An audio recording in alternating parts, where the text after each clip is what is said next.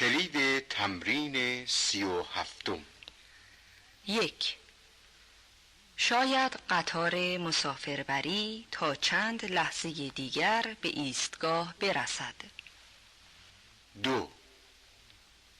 می ترسم که سنگ‌های زیادی از کوه فرو ریخته باشد. 3. اگر سفرعلی دست از کار کشیده باشد به روستای خود باز می گردد. 4. ممکن است راننده قطار بداند که خطر در پیش است. 5. احتمال دارد سفرعلی به تماشای قطار رفته باشد. 6. اگر قطار نزدیک باشد صدای سوت آن شنیده می شود. 7. ممکن است باغبانان میوه ها را از درخت چیده باشند و برای فروش به بازار برده باشند. 8. شاید در پاییز امسال گلهای زیبا کمیاب نباشند. 9.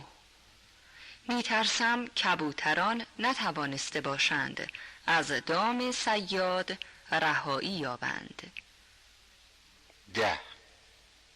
فکر می کنم خروس از روی درخت پایین آمده باشد. باید. 1. شما باید موضوع را به پدرتان بگویید. 2. شما باید موضوع را به پدرتان می گفتید. 3. شما باید موضوع را به پدرتان گفته باشید.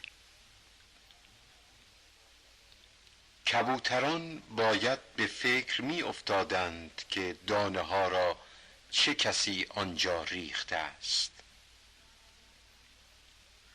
راننده قطار باید می دانست که ممکن است سنگ از کوه ریخته باشد. شما باید فوراً به پلیس خبر می دادید که پسرتان به خانه نیامده است.